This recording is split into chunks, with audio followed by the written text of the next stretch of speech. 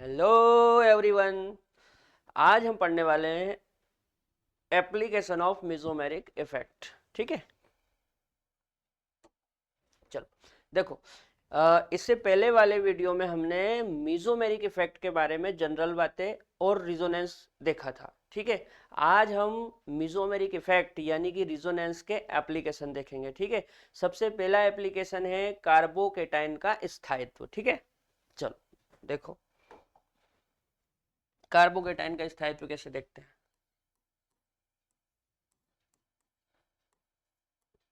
Stability of carbocation समानुपाती resonance. Resonance, ठीक है बेटा। जो मेसोमेरिक इफेक्ट होता है उसका दूसरा नाम है रिजोनेंस। तो कार्बोकेटाइन की जो स्टेबिलिटी होती है वो रिजोनेंस के समानुपाती होती है, डायरेक्टली प्रोपोर्शनल। इसका मतलब यदि किसी कार्बोकेटाइन में रिजोनेंस बढ़ेगा तो उसकी स्टेबिलिटी भी बढ़ेगी। ठीक है ना।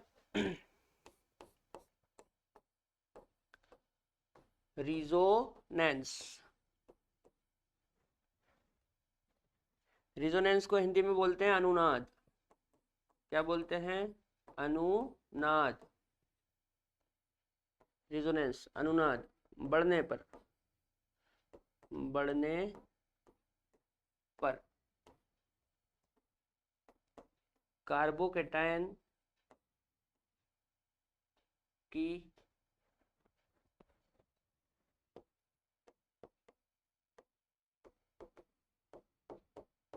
स्टेबिलिटी भी बढ़ती है। ठीक है बेटा, रिजोनेंस यानी कि अनुनाद बढ़ने पर कार्बोकेटाइन की स्टेबिलिटी भी बढ़ती है। ठीक है, चलो एग्जाम्पल से समझते हैं। यहां पे देखो,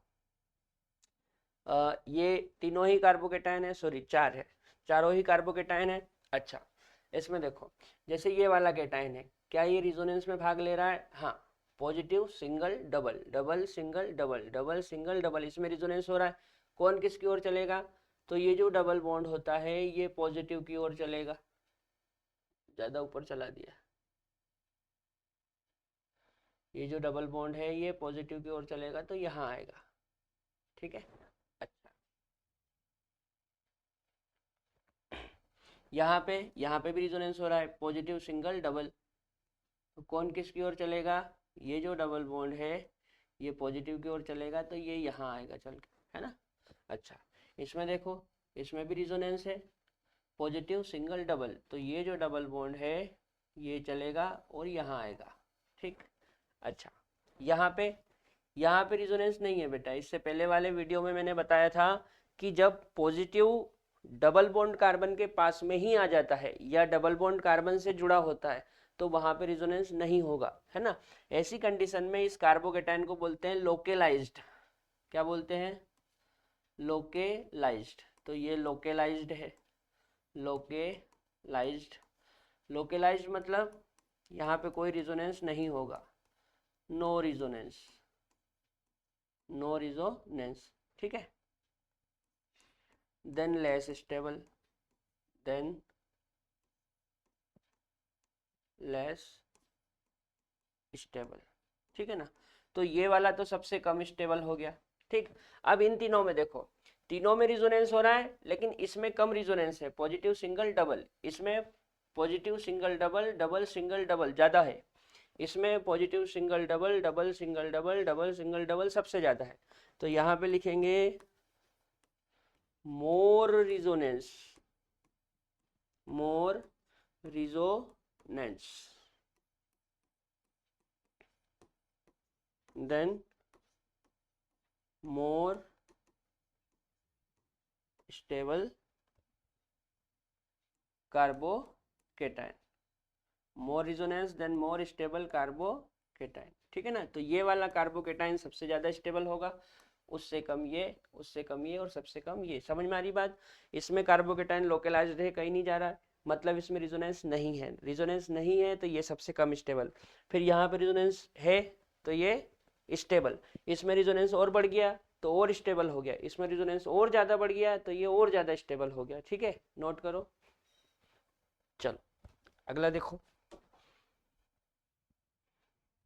यहाँ पे देखो ये जो केटायन है क्या ये रिजोनेंस में भाग ले रहा है? हाँ ले रहा है। Positive single double, positive single double, इसमें भी देखो केटायन रिजोनेंस में भाग ले रहा है, पॉजिटिव सिंगल डबल। यहाँ पे फिर लोकेलाइज्ड हो गया है। यदि डबल बॉन्ड कार्बन से ही केटायन लगा है तो उसको लोकेलाइज्ड बोलते हैं। तो ये हमारा लोकेलाइज्ड हो गया, लोकेलाइज्ड। जब कार्बोकेटाइन जब केटायन लोकेलाइज्ड होता है तो उसमें रिजोनेंस नहीं होगा, तो no resonance, no resonance, resonance नहीं है इसलिए less stable, then less stable, then less stable, then less stable. तो ये वाला तो सबसे कम स्टेबल हो गया। अच्छा, इन दोनों में यदि देखना है तो देखो रिजोनेंस तो दोनों में ही है, लेकिन इसमें ज्यादा रिजोनेंस है। कैसे? इसमें केटायन दो तरफ से रिजोनेंस में भाग ले रहा है। देखो पॉजिटिव सिंगल डबल इधर भी हो रहा है, पॉजिटिव सिंगल डबल इधर भी हो रहा है, मतलब ये जो केटायन है, ये जो केटायन है ये इधर से भी रिजोनेंस में पार्टिसिपेट कर रहा है और इधर से भी रिजोनेंस में पार्टिसिपेट कर रहा है, मतलब इसमें दो तरफ से रिजोनेंस हो रहा है। जबकि इस वाले में केवल एक ही तरफ से रिजोनेंस हो रहा है, केवल इधर से। समझ में आ रही बात? पॉजिटिव सिंगल डबल केवल एक तरफ से हो रहा है, जबकि इसमें पॉजिटिव सिंगल डबल दो तरफ से रिजोनेंस हो रहा है। तो चूंकि इसमें दो तरफ से रिजोनेंस हो रहा है मतलब इसमें ज्यादा रिजोनेंस है, तो हम लिखेंगे more resonance, more resonance then more stable, more resonance then more stable, more stable carbocation. भाई सीधी सी बात है, रिजोनेंस के कारण कार्बोकेटाइन की स्टेबिलिटी बढ़ती है, तो जितना ज्यादा रिजोनेंस होगा केटाइन की स्टेबिलिटी उतनी ही ज्यादा होगी, है ना। तो ये वाला ज्यादा स्टेबल होगा, ये कम और ये सबसे कम, है ना। नोट करो। चलो अगला देखते हैं। यहाँ पे देखो तीनों में ही रिजोनेंस है, पॉजिटिव पॉजिटिव सिंगल डबल, यहाँ पे पॉजिटिव सिंगल डबल, यहाँ पे पॉजिटिव सिंगल डबल, तीनों में ही रिजोनेंस है और तीनों में ही एक जैसा रिजोनेंस है। तो मैं बोल सकता हूँ स्टेबल बाय रिजोनेंस। यहाँ भी लिख सकते हैं स्टेबल बाय रिजोनेंस और यहाँ भी लिख सकते हैं स्टेबल बाय रिजोनेंस, है ना। SBR का मतलब क्या है? स्टेबल बाय रिजोनेंस, है ना, स्टेबल बाय रिजोनेंस, मतलब रिजोनेंस के कारण ये स्टेबल है। ठीक है। अच्छा, तीनों में ही देखो एक जैसा रिजोनेंस हो रहा है, पॉजिटिव सिंगल डबल एक बार हुआ, पॉजिटिव सिंगल डबल एक बार हुआ, पॉजिटिव सिंगल डबल एक बार हुआ, तीनों में ही एक बार रिजोनेंस हो रहा है, तो रिजोनेंस तो तीनों में समान है। फिर कैसे देखें? देखो हमने आई इफेक्ट में पढ़ा था, यदि आपको याद हो तो हमने पढ़ा था स्टेबिलिटी ऑफ कार्बोकेटाइन 3 डिग्री की ज्यादा होती है, फिर 2 डिग्री और फिर 1 डिग्री, ऐसा हमने पढ़ा था। प्लस आई इफेक्ट में 3 डिग्री केटाइन की स्टेबिलिटी ज्यादा होती है, उससे कम 2 डिग्री, उससे कम 1 डिग्री। तो रिजोनेंस तो तीनों में ही एक जैसा हो रहा है, लेकिन ये वाला कार्बन जो है ना, ये वाला कार्बन 3 डिग्री है, यहाँ पे जो कार्बन है वो 2 डिग्री है और यहाँ पे जो कार्बन है वो 1 डिग्री है। तो चूंकि ये जो केटायन है ये 3 डिग्री कार्बन से जुड़ा है, इसलिए ये केटायन भी 3 डिग्री हो गया, है ना। ये केटायन भी क्या हो गया? 3 डिग्री हो गया, 3 डिग्री केटायन। और ये जो केटायन है ये 2 डिग्री कार्बन से जुड़ा है, इसलिए ये 2 डिग्री केटायन हो गया। और ये जो कार्बन है ये 1 डिग्री है और ये केटायन 1 डिग्री कार्बन से जुड़ा है, इसलिए ये केटायन क्या हो गया? 1 डिग्री। तो स्टेबिलिटी में क्या होता है? 3 डिग्री, 2 डिग्री, 1 डिग्री, मतलब ये वाला ज्यादा स्टेबल होगा। ठीक इसी प्रकार का केस यहाँ है। देखो positive single double, positive single double, positive single double, तीनों में ही एक बार रिजोनेंस हो रहा है, मतलब रिजोनेंस तो तीनों में ही एक जैसा है। तो हम बोल सकते हैं stable by resonance, stable by resonance, stable by resonance, है ना। मतलब अनुनाद के द्वारा स्थायी, तो तीनों ही अनुनाद के कारण तो बराबर स्थायित्व प्राप्त कर रहे हैं, क्योंकि तीनों में ही एक बार रिजोनेंस हो रहा है। Positive single double, positive single double, positive single double, तीनों में ही एक बार रिजोनेंस हो रहा है, मतलब रिजोनेंस तीनों में सेम है। तो रिजोनेंस से समझ में नहीं आएगा, फिर कैसे देखेंगे, यहाँ से जो 3 डिग्री केटायन होता है वो ज़्यादा स्टेबल होता है 2 डिग्री से, और जो 2 डिग्री होता है वो 1 डिग्री से ज़्यादा स्टेबल होता है। तो आप इस केटायन को देखो, ये केटायन 3 डिग्री है, क्यों, क्योंकि ये 3 डिग्री कार्बन से जुड़ा है। ये केटायन 2 डिग्री है, क्यों, क्योंकि ये 2 डिग्री कार्बन से जुड़ा है। और ये केटायन 1 डिग्री है, क्यों, क्योंकि ये 1 डिग्री कार्बन से जुड़ा है। अच्छा, 3 डिग्री 2 डिग्री 1 डिग्री तो पहचान लेते हो ना। देखो ये कार्बन 3 तरफ से कार्बन से जुड़ा है, इसलिए ये कार्बन 3 डिग्री। ये जो कार्बन है ये 2 तरफ से कार्बन से जुड़ा है, इसलिए 2 डिग्री। और ये जो कार्बन है ये केवल एक ही तरफ से कार्बन से जुड़ा है, इसलिए 1 डिग्री। ठीक है ना।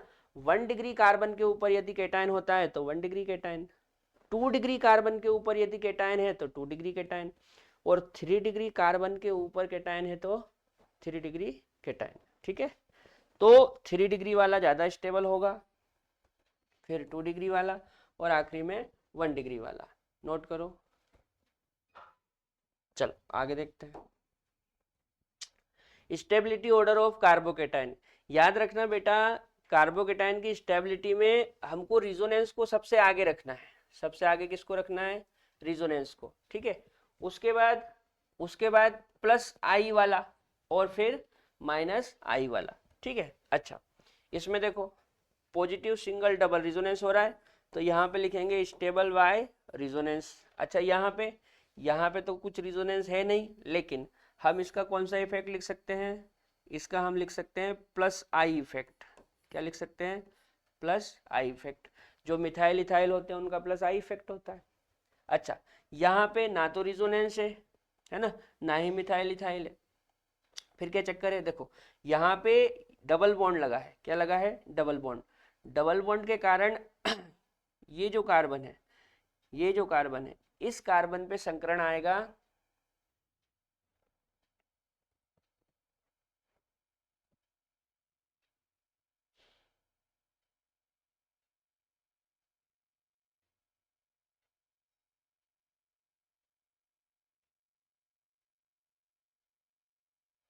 देखो 1 2 3 4,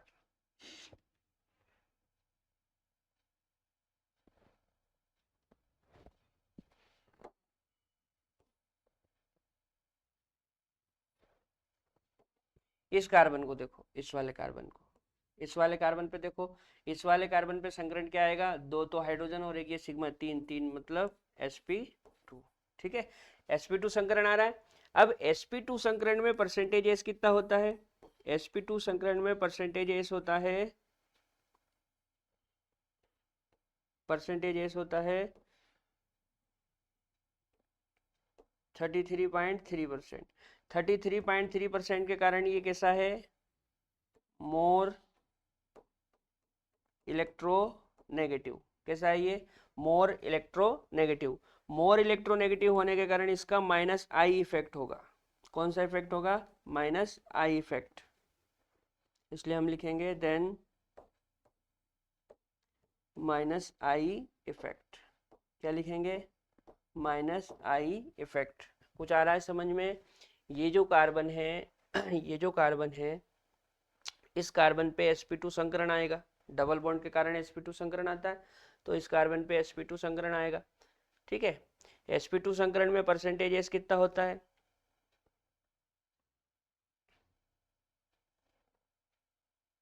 sp2 संकरण में 33.3% परसेंटेज एस होता है ना। अच्छा,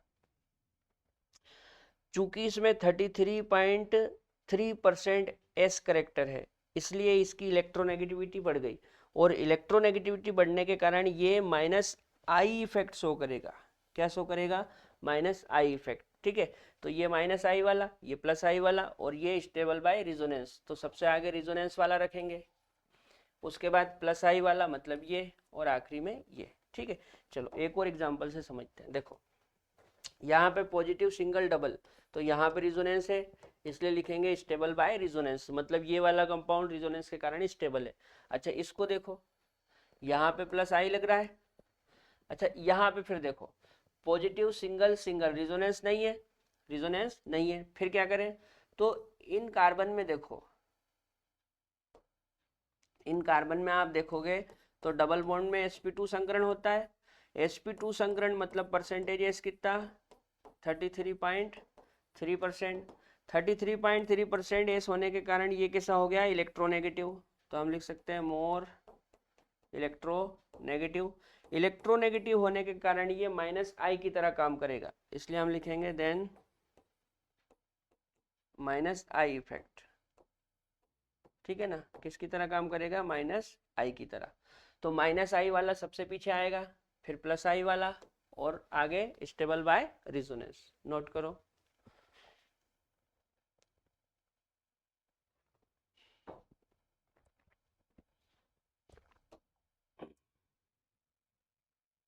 यहाँ पे हमने बेटा स्टेबिलिटी का ऑर्डर बना रखा है, ठीक है ना। देखो इसमें क्या है, C6H5 मतलब 3 रिंग लगी हुई है। कितनी रिंग लगी हुई है, 3 रिंग। 3 रिंग लगी हुई है तो सीधी सी बात है 3 रिंग में रिजोनेंस होगा, मतलब बहुत ज्यादा रिजोनेंस होगा। तो हम यहाँ पे लिख सकते हैं मोर रिजोनेंस। क्या लिख सकते हैं, मोर रिजोनेंस। मोर रिजोनेंस के कारण ये कैसा हो जाएगा, मोर stable. More resonance then more stable.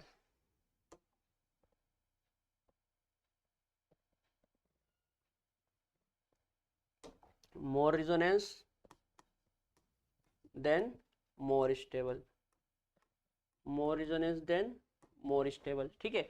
तो ये वाला सबसे ज्यादा स्टेबल है। अब रिजोनेंस तो इसमें भी हो रहा है, लेकिन इसमें केवल 2 रिंग है, मतलब 2 रिंग में रिजोनेंस होगा, है ना। ये C6H5 का मतलब क्या होता है, इसका मतलब होता है फिनाइल। क्या, फिनाइल। और फिनाइल मतलब क्या होता है, फिनाइल मतलब होता है इस तरह से रिंग बनी हुई है। क्या बनी हुई है, इस तरह से रिंग बनी हुई है, ठीक है ना। तो यहाँ पे 3 रिंग में रिजोनेंस हो रहा है, जबकि यहाँ पे 2 रिंग में, और यहाँ पे एक ही रिंग में रिजोनेंस हो रहा है। क्लियर। अच्छा फिर उसके बाद देखो यहाँ पे केवल रिजोनेंस है, पॉजिटिव पॉजिटिव सिंगल डबल। अब रिंग में हमको पता है कि पूरी रिंग में रिजोनेंस होगा, जबकि यहाँ पे केवल पॉजिटिव सिंगल डबल एक बार रिजोनेंस हो रहा है, तो स्टेबिलिटी कम हो गई। उसके बाद फिर ये 3 डिग्री वाला आ गया, ये 2 डिग्री वाला आ गया, ये 1 डिग्री वाला आ गया, ठीक है ना। उसके बाद ये नॉर्मल मिथाइल, और यहाँ पे अब इनके माइनस आई इफेक्ट होगा, इसका माइनस आई होगा और इसका मोर माइनस आई होगा, मोर माइनस आई, इसका माइनस आई और इसका मोर माइनस आई। ऐसा क्यों, देखो इसमें आप परसेंटेज एस निकालोगे तो यहाँ पे परसेंटेज आएगा 33.3%, है ना। जबकि यहाँ पे परसेंटेज एस निकालोगे तो यहाँ पे परसेंटेज एस आएगा 50%। कितना आएगा, 50%। और परसेंटेज एस जितना ज्यादा होगा माइनस आई इफेक्ट उतना ही ज्यादा होगा।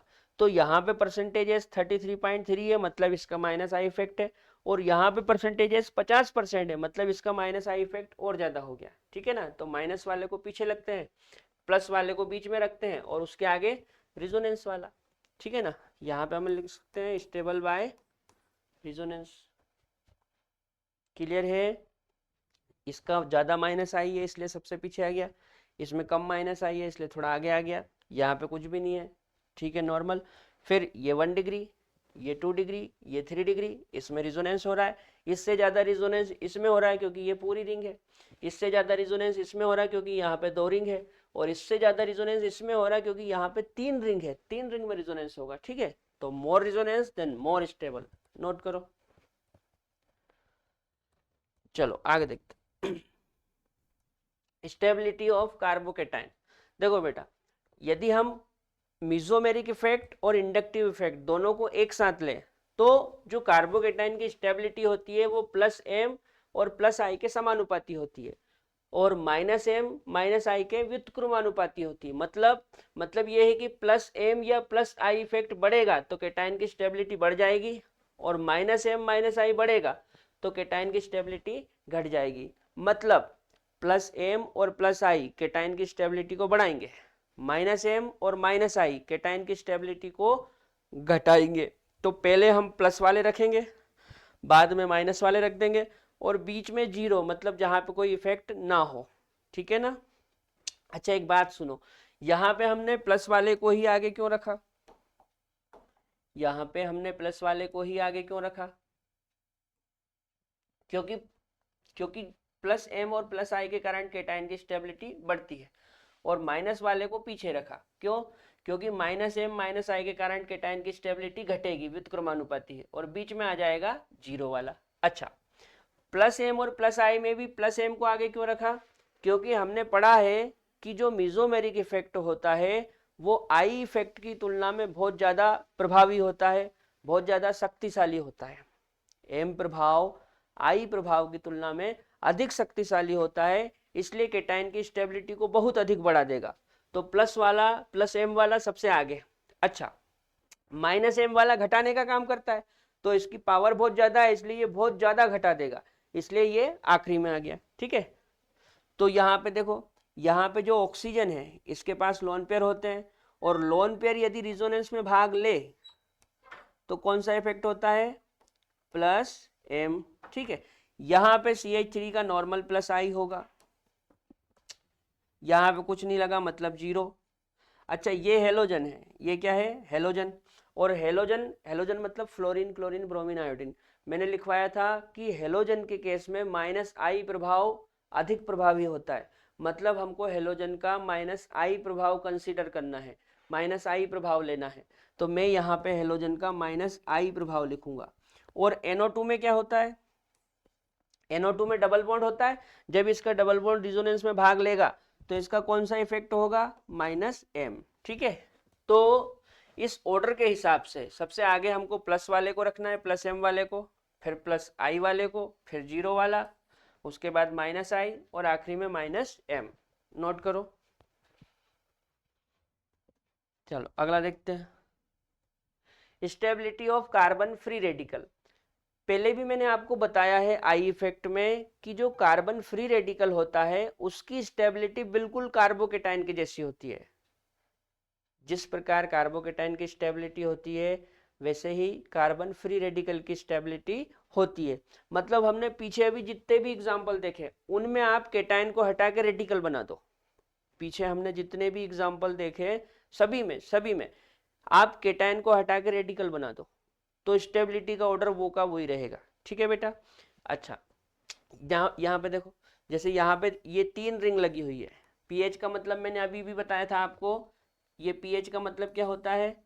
पीएच का मतलब होता है फिनाइल। पीएच का मतलब क्या होता है? फिनाइल। फिनाइल मतलब C6H5 ये। या फिर आप रिंग भी बना सकते हैं। क्या बना सकते हैं? रिंग।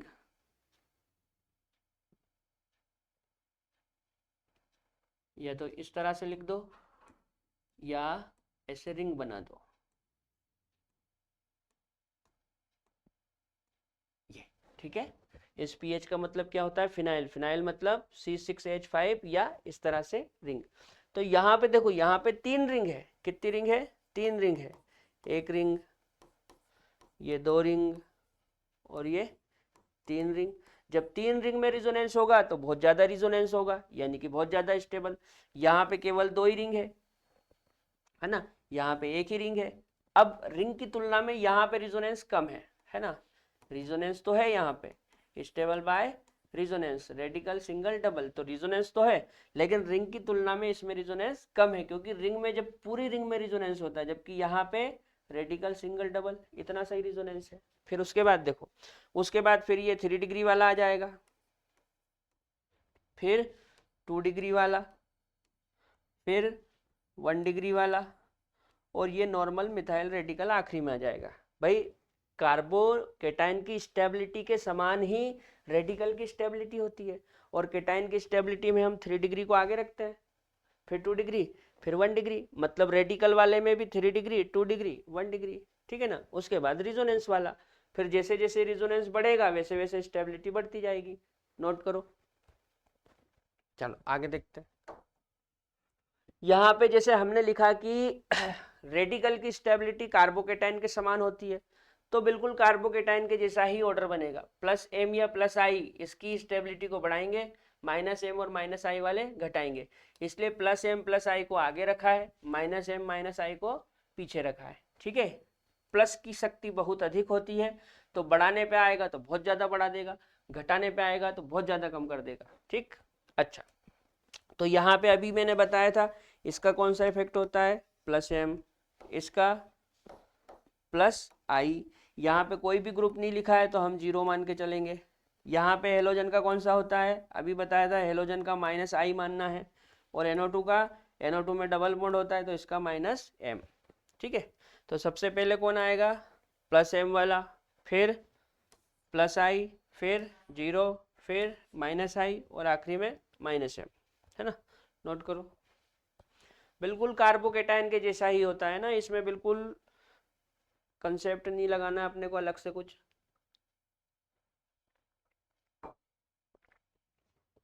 कार्बन फ्री रेडिकल की स्टेबिलिटी बिल्कुल कार्बोकेटाइन के जैसी होती है, ठीक है ना, सेम एस कार्बोकेटाइन के जैसी। चलो आगे देखते हैं। अगला है कार्ब एनायन का स्थायित्व। कार्ब एनायन के स्थायित्व की यदि हम बात करें तो स्टेबिलिटी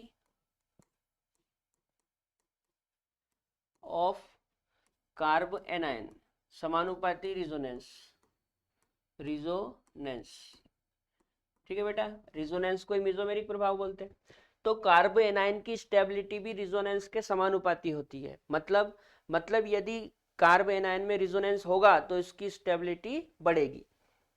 तो यहां पे हम लिख सकते हैं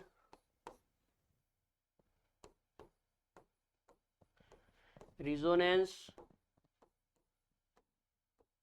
बढ़ने पर, है ना, ऊपर एरो मतलब बढ़ना होता है, रिजोनेंस बढ़ने पर कार्ब एनायन की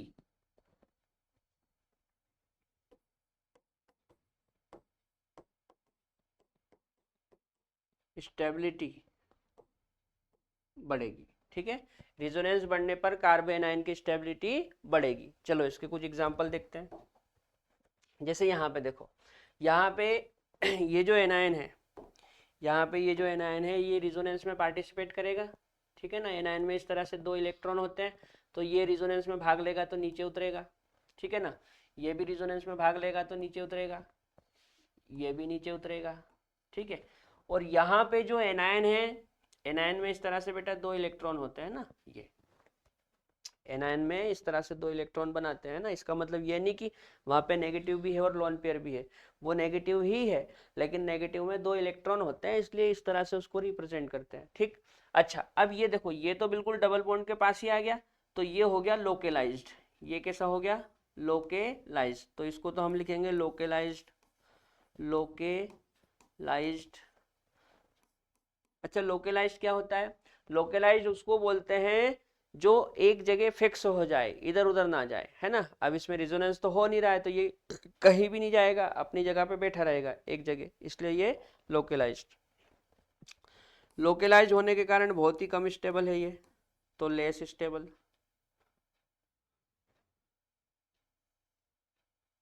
अरे,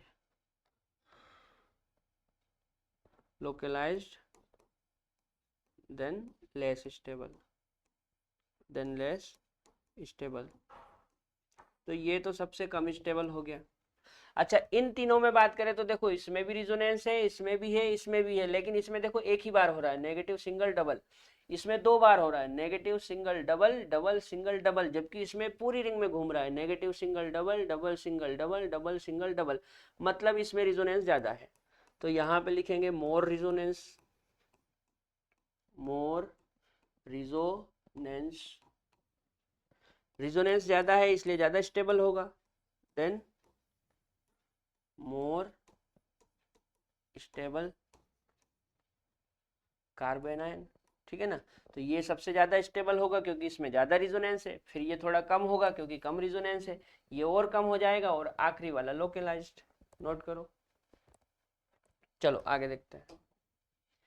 यहाँ पे देखो यहाँ पे ये जो एनायन है ये दो तरफ से रिजोनेंस में भाग लेगा, ये इधर भी रिजोनेंस में जा सकता है और इधर भी रिजोनेंस में जा सकता है, मतलब यहाँ पे मोर resonance, more resonance, more resonance, more resonance then more stable, more resonance then more stable. ठीक है ना। ये जो एनायन है ये दो तरफ से रिजोनेंस में पार्टिसिपेट कर सकता है, इधर से भी और इधर से भी, मतलब इसमें ज्यादा रिजोनेंस होगा। ठीक है ना। अच्छा, यहाँ पे केवल एक ही तरफ से पार्टिसिपेट करेगा, इसलिए स्टेबल बाय रिजोनेंस लिख सकते हैं, लेकिन इसकी तुलना में कम स्टेबल होगा। ठीक है। और ये वाला वापस लोकेलाइज्ड हो गया, लोकेलाइज्ड। तो लोकेलाइज्ड वाला तो वैसे ही लेस स्टेबल होता है, लेस स्टेबल। ठीक है, लेस स्टेबल। नोट करो। चलो आगे देखते हैं। अब यहाँ पे देखो यहाँ पे तीनों में एक जैसा रिजोनेंस है, नेगेटिव सिंगल डबल, यहाँ पे नेगेटिव सिंगल डबल, यहाँ पे नेगेटिव सिंगल डबल, तीनों में एक जैसा रिजोनेंस है। स्टेबल बाय रिजोनेंस हम लिख सकते हैं, स्टेबल बाय रिजोनेंस हम लिख सकते हैं, लेकिन रिजोनेंस तो तीनों में ही एक जैसा है, इसलिए रिजोनेंस से समझ में नहीं आएगा कि कौन ज़्यादा स्टेबल। देखो, नेगेटिव सिंगल डबल एक बार हुआ, नेगेटिव सिंगल डबल इसमें भी एक बार हुआ, नेगेटिव सिंगल डबल इसमें भी एक बार हुआ, तो तीनों में रिजोनेंस सेम है, इसलिए रिजोनेंस से समझ में नहीं आएगा। फिर क्या करें, एक बात समझो आप, ये जो एनायन है ना ये 3 डिग्री है, ये वाला ये दो तरफ से घिरा हुआ है इसलिए ये 2 डिग्री है, और ये वाला ये केवल एक ही तरफ से घिरा है इसलिए ये 1 डिग्री है। अच्छा एक बात याद रखना बेटा, यदि हम एनायन की स्टेबिलिटी देखें ना, स्टेबिलिटी ऑफ कार्ब एनायन, तो इसमें 1 डिग्री वाला आगे आता है, उसके पीछे 2 डिग्री और उसके पीछे 3 डिग्री। ये मैंने आपको इंडक्टिव इफेक्ट में बताया था, आई प्रभाव में बताया था। ठीक है ना। तो एनायन की स्टेबिलिटी में 1 डिग्री ज्यादा स्टेबल होता है, फिर उससे कम 2 डिग्री, उससे कम 3 डिग्री, मतलब 3 डिग्री वाला बहुत पीछे चला जाएगा, तो ये 3 डिग्री वाला सबसे पीछे चला जाएगा, इसलिए इसकी स्टेबिलिटी कम, फिर 2 डिग्री वाले की, और सबसे ज्यादा इस 1 डिग्री वाले की, तो इसको लिखेंगे मोर स्टेबल, मोर स्टेबल। ठीक है। अच्छा, ऐसा का ऐसा ही यहाँ पे भी है, देखो सेम रिजोनेंस हो रहा है, negative single double, negative single double, negative single double, same resonance हो रहा है, सेम रिजोनेंस हो रहा है, सेम रिजोनेंस हो रहा है। तो रिजोनेंस तो सेम है, फिर भी हम लिख लेते हैं stable by resonance, stable by resonance, यहाँ पर भी स्टेबल बाय रिजोनेंस, और यहाँ पर भी स्टेबल बाय रिजोनेंस। लेकिन रिजोनेंस तो तीनों में सेम ही है, रिजोनेंस तीनों में सेम ही है, इसलिए रिजोनेंस से पता नहीं चलेगा। तो फिर क्या करें, सीधी सी बात है, इसको आप देखो, ये 3 डिग्री है, क्योंकि तीन ये जो कार्बन है ना, ये कार्बन 3 डिग्री कार्बन है, इस और इस पे जो एनायन लगा ये 3 डिग्री एनायन। अच्छा, ये वाला ये 2 डिग्री एनायन है, और ये वाला ये 1 डिग्री है। ठीक है ना। तो मैंने क्या बताया, एनायन की स्टेबिलिटी में 1 डिग्री ज्यादा स्टेबल होता है, मतलब ये वाला ज्यादा स्टेबल होगा, इससे कम ये, और इससे कम ये, है ना। 3 डिग्री वाला आखिरी में आएगा, याद रखना। एक बार और लिख देता हूं, stability of carb anion, carb anion की स्टेबिलिटी में 1 डिग्री ज्यादा स्टेबल होता है, फिर 2 डिग्री, फिर 3 डिग्री। हम ऐसा क्यों कर रहे हैं, क्योंकि इन कंपाउंड में रिजोनेंस सेम है, रिजोनेंस सेम है तो रिजोनेंस से तो समझ में आएगा नहीं, फिर कैसे देख रहे हैं, 1 डिग्री 2 डिग्री 3 डिग्री से। ठीक है, नोट करो।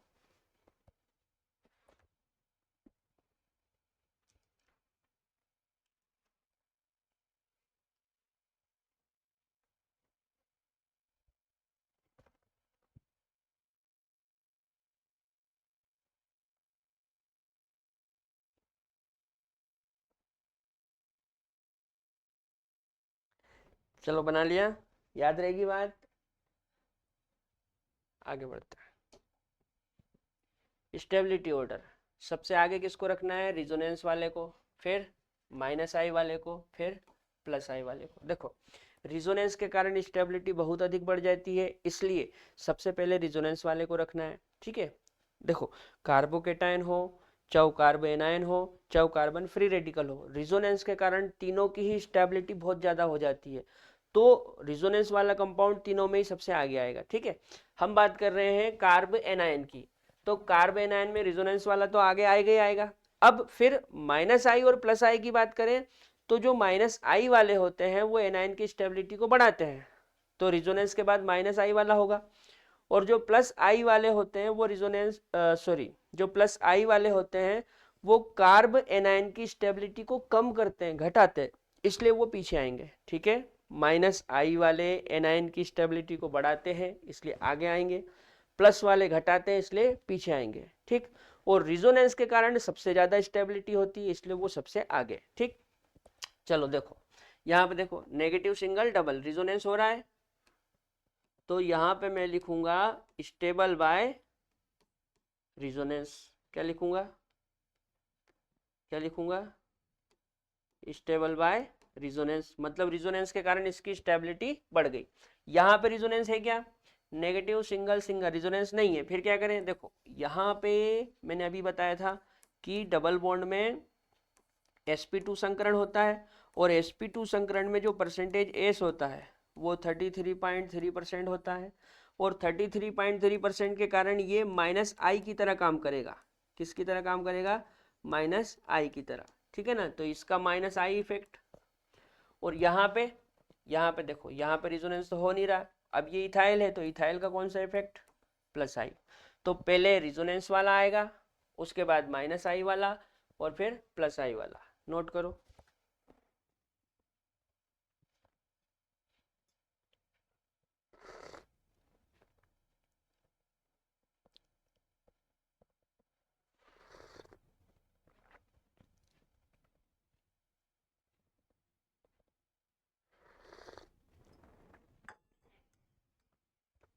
ठीक है, चलो आगे बढ़ते हैं। अच्छा, स्टेबिलिटी ऑर्डर, स्टेबिलिटी ऑर्डर की बात करें तो देखो रिजोनेंस के कारण स्टेबिलिटी बढ़ती है, और यहाँ पे 3 रिंग है। कितनी रिंग है, 3 रिंग, मतलब इसमें सबसे ज्यादा रिजोनेंस होगा, तो more resonance, more resonance, more resonance then more stable, then more stable, है ना, देन मोर स्टेबल, तो ये वाला सबसे ज्यादा स्टेबल होगा। फिर यहाँ पे देखो यहाँ पे कितनी रिंग लगी, 2, यहाँ पे कितनी रिंग लगी, 2, तो सीधी सी बात है 3 रिंग में ज्यादा रिजोनेंस होता है, 2 रिंग में कम होगा। अब यहाँ पे तो एक ही रिंग लगी, मतलब रिजोनेंस और कम हो गया। यहाँ पे स्टेबल बाय रिजोनेंस हम लिख सकते हैं क्योंकि इसमें रिजोनेंस होगा, लेकिन रिंग की तुलना में इसमें कम रिजोनेंस होगा, क्योंकि रिंग में पूरी रिंग में घूमता है, 3 बार रिजोनेंस होता है, जबकि यहाँ पे केवल एक ही बार होगा, मतलब कम रिजोनेंस है। उसके बाद इसकी बात करें तो इसमें परसेंटेजेस, पहले तो हाँ सॉरी, इसमें sp हाइब्रिडाइजेशन आएगा तो परसेंटेजेस इसमें 50% आएगा। कितना आएगा, 50%। जबकि इसकी बात करें तो इसमें परसेंटेजेस आएगा 33.3%। इसका मतलब इसका माइनस आई ज्यादा है तो मोर माइनस आई, इसका थोड़ा कम होगा तो लेस माइनस आई, लेस माइनस आई। अब जो माइनस आई वाले होते हैं वो एनायन की स्टेबिलिटी को बढ़ाते हैं, तो यहाँ पे परसेंटेजेस 50% है इसलिए इसका माइनस आई ज्यादा, यहाँ पे परसेंटेजेस 33% है, 33.3%, इसलिए इसका माइनस आई थोड़ा कम। तो माइनस आई वाले बढ़ाते हैं तो इसकी स्टेबिलिटी ज्यादा, इसकी कम। ठीक है, उसके बाद ये नॉर्मल मिथाइल आ गया। अब यहाँ पे देखो यहाँ पे प्लस आई इफेक्ट चालू हो गया, या फिर आप ऐसे समझ लो कि ये 1 डिग्री है, ये वाला 2 डिग्री है, और ये वाला 3 डिग्री है ना। तो 1 डिग्री के पीछे 2 डिग्री, 2 डिग्री के पीछे 3 डिग्री। अभी हमने बनाया था ना ऑर्डर, कहाँ गया ऑर्डर, ये एनायन में 1 डिग्री, फिर 2 डिग्री, फिर 3 डिग्री, ये इस तरह से। तो 1 डिग्री, 2 डिग्री, 3 डिग्री, या आप यूं समझ लो कि इसमें 1 प्लस आई लगा है, इसमें 2 प्लस आई लगे हैं, और इसमें 3 प्लस आई लगे हैं, ठीक है ना। तो जितना ज़्यादा प्लस आई होगा स्टेबिलिटी उतनी ही कम होगी, क्योंकि प्लस वाले एनायन की स्टेबिलिटी को कम करते हैं, ठीक है ना बेटा। तो देखो इसमें 3 प्लस आई वाले हैं इसलिए इसकी स्टेबिलिटी बहुत कम, फिर इसमें 2 प्लस आई वाले मतलब थोड़ी बढ़ गई, इसमें 1 ही प्लस आई वाला मतलब स्टेबिलिटी और बढ़ गई, अब इसमें कुछ भी नहीं लगा मतलब और ज़्यादा है, फिर यहाँ पे माइनस आई चालू हो गया तो स्टेबिलिटी और बढ़ गई, यहाँ पे माइनस आई और ज़्यादा हो गया तो स्टेबिलिटी और बढ़ गई, यहाँ पे रिजोनेंस है तो रिजोनेंस के कारण स्टेबिलिटी बहुत ज़्यादा हो जाती है तो और ज़्यादा बढ़ गया स्टेबल, फिर यहाँ पे रिजोनेंस और ज़्यादा तो और ज़्यादा स्टेबिलिटी बढ़ गई, यहाँ पे 2 रिंग लगी तो रिजोनेंस और भी ज़्यादा हो गया तो और ज़्यादा स्टेबिलिटी बढ़ गई, और यहाँ पे 3 रिंग लगी हुई है तो सबसे ज़्यादा रिजोनेंस देन मोर स्टेबल, ठीक है, नोट करो।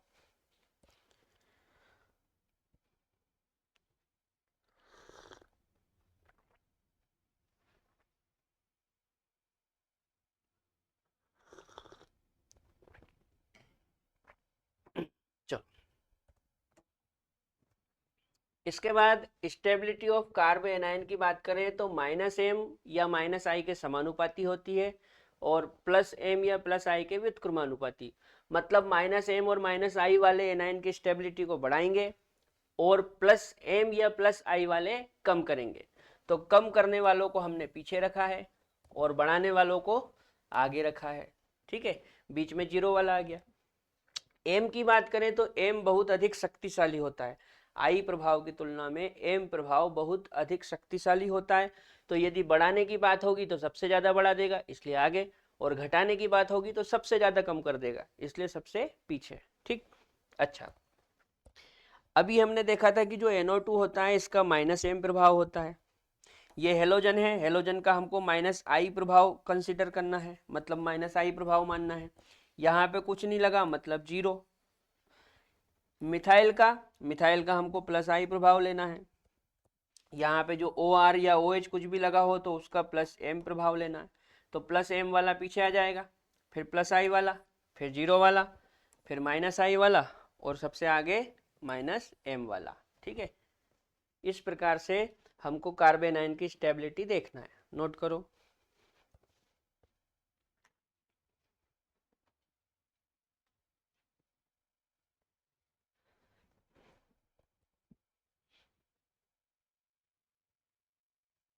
नोट करो, ठीक है बेटा। तो यहाँ पर आज हमने देखा कार्बोकेटाइन की स्टेबिलिटी, कार्बन फ्री रेडिकल की स्टेबिलिटी और कार्बन एनायन की स्टेबिलिटी, ठीक है। कल के लेक्चर में हम लोग रिएक्टिविटी ऑफ एल्काइल हैलाइड और रिएक्टिविटी ऑफ कार्बोनिल कंपाउंड देखेंगे, तब तक के लिए जय राम जी की।